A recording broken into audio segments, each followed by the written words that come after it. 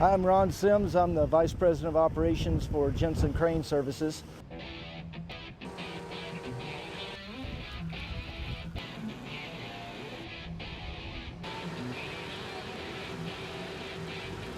We're here in Clark, South Dakota today to show you a little bit about what we do. Jensen Crane runs 3 packages of 440-ton crawler cranes that we use for wind tower maintenance and erection.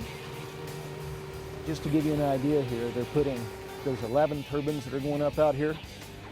All of them are GE 1.6 megawatt turbines, which means each turbine will produce 1.6 megawatts of power at peak capacity. Each turbine is 278 feet to the center of the hub, and the rotors are 80-meter rotors. When the turbines go together, they start with a base section that sets onto the concrete base. They have to let that base section set for 24 hours when they grout it for it to cure. And then the tower itself is a 3-section tower. There's a base, a mid, and a tip.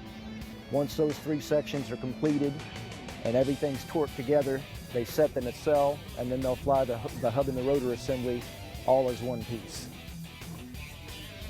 What they're picking up here is a spreader bar that's used to lift the nacelle. What this does is actually separates the rigging, spaces it out far enough to get the proper sling angles to put the slings down inside the nacelle casing, because the nacelle casing is made of fiberglass. So the rigging can't touch the fiberglass as it's lifting it up. So the spreader bar spreads the rigging far enough apart to get that angle down inside the nacelle.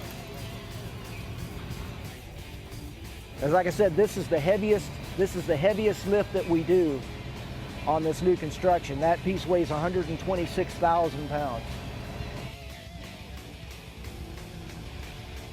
We've been in business now for almost 3 years with 0 recordable incidents, and it's because these guys are trained, they look out for each other, they work together as a team.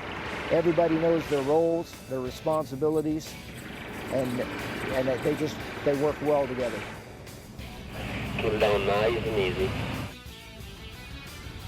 This is a technical process, as everything involved in a wind turbine assembly has to go in lockstep. He's going to hook on to the tip end of this blade, and all 3 of those blades are made of fiberglass.